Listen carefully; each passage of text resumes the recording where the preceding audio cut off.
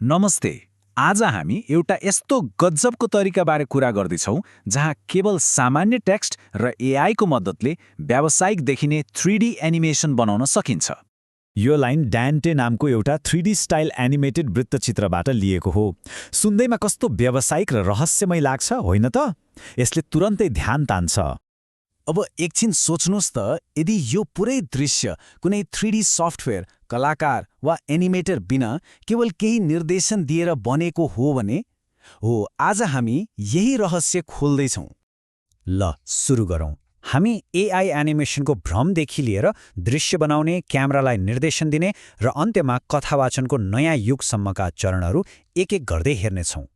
यसको मुख्य आइडिया एकदमै सरल छ। हामी निर्देशक हौं र हामी एआईलाई के गर्ने भनेर टेक्स्टमा निर्देशन दिन्छौं। बाँकी सबै गाह्रो काम जस्तै मोडलिङ र रेन्डरिङ एआई आफैले गर्छ। सबैभन्दा पहिलो र महत्त्वपूर्ण चरण हो एउटा उच्च गुणस्तरको मास्टर तस्बिर बनाउनु। यही तस्बिरले पुरै प्रोजेक्टको शैली, रङ्ग र वातावरण तय गर्छ। यहाँ एउटा उत्तम प्रम्प्ट लेख्ने गजबको 3 चरणको तरिका छ। ChatGPT जस्ता टुलहरू प्रयोग गरेर हामी अरूको शैलीबाट सिकेर त्यसलाई आफ्नै सृजनामा ढाल्न सक्छौँ। 3D रेन्डर्ड मिनिमलिस्ट एनिमेसन जस्ता विशेष शैलीका किवर्ड्स थप्नु आफूले चाहेको जस्तो परिणाम पाउन एकदमै महत्त्वपूर्ण छ। सुरुमा गुगल इमेज इफेक्ट्स जस्ता टुल प्रयोग गरेर एकैपटक धेरै विकल्पहरू बनाउन सकिन्छ। अब आउँछ सबैभन्दा रमाइलो भाग। एउटै तस्बिरबाट विभिन्न कोण र पोजहरू बनाएर कसरी एउटा गतिशील दृश्य तयार पार्ने। रहस्य यही चरणमा लुकेको छ। यसका लागि गुगल न्यानो बनाना जस्ता टुल प्रयोग हुन्छ र सबैभन्दा राम्रो कुरा, जेमिनाई र एआई स्टुडियो मार्फत यसको निःशुल्क संस्करण पनि उपलब्ध छ। त्यसैले जो कोहीले यसलाई चलाएर हेर्न सक्छन्। हेर्नुहोस् त, स्पष्ट निर्देशनले कति फरक पार्छ। हामीले केही पनि फेरि बनाउनु पर्दैन। केवल एआईलाई पात्रले के गर्नुपर्छ भनेर सरल भाषामा बताइदिए पुग्छ। यही सिद्धान्त क्यामेराको चालमा पनि लागू हुन्छ। यसले देखाउँछ कि एउटै दृश्यलाई पुरै फरक कोणबाट, जस्तै साइड भ्यूबाट बनाउन कति सजिलो छ, र त्यो पनि सबै तत्त्वहरूलाई एकनास राखेर। ल अब हामीसँग स्थिर तस्बिरहरू वा शटहरू त भए। अब एआई भिडियो जेनेरेटर प्रयोग गरेर कसरी त्यसमा गति र जीवन थप्ने भनेर हेरौँ। एउटा राम्रो एनिमेसन प्रम्प्टमा यी 4 कुरा हुनुपर्छ।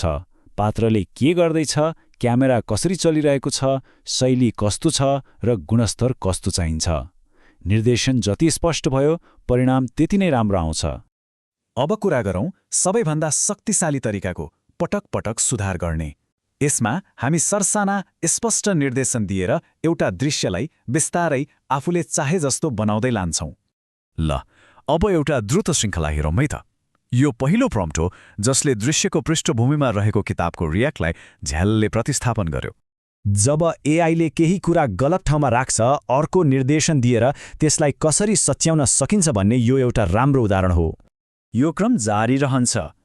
यहाँ हेर्नुहोस् त, कसरी दृश्यमा जटिलता र वातावरण थप्न नयाँ वस्तुहरू जस्तै कुर्सी र कार्पेट सजिलै राख्न सकिन्छ। र अन्त्यमा हेर्नुहोस् कसरी साना साना कुरा पनि मिलाउन सकिन्छ। कुर्सीलाई अलिकति पर सार्ने जस्तो सामान्य परिवर्तनले पनि एनिमेसनलाई अझ वास्तविक बनाउँछ। पात्रलाई हिँडाउन यो चलाक तरिका अपनाइन्छ। सुरुको र अन्तिम पोजलाई जोडेर बीचको चाल एआईलाई बनाउन लगाइन्छ। यसले गर्दा हिँडाइ एकदमै स्वाभाविक र सहज देखिन्छ। अब यी सबै अवधारणाहरूलाई एकसाथ ल्याएर हेरौँ। यो नयाँ कार्यप्रवाहले सृजनाकर्ताहरूका लागि के अर्थ राख्छ र यसले कथावाचनलाई कसरी परिवर्तन गर्न सक्छ। त्यसैले मुख्य कुरा के हो भने, यो पुरै प्रक्रिया भनेको एआईसँग एक प्रकारले कुराकानी गर्नु जस्तै हो। हामी निर्देशन दिँदै जान्छौँ, एआई बनाउँदै जान्छ र यो क्रम दृश्य सिद्ध नभएसम्म चलिरहन्छ।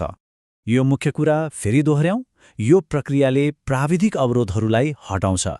अब काम भनेको जटिल सफ्टवेयर चलाउनु होइन, बरु एउटा स्पष्ट रचनात्मक दृष्टिकोण राख्नु र एआईलाई त्यो दृष्टिकोण साकार पार्न निर्देशन दिनु हो।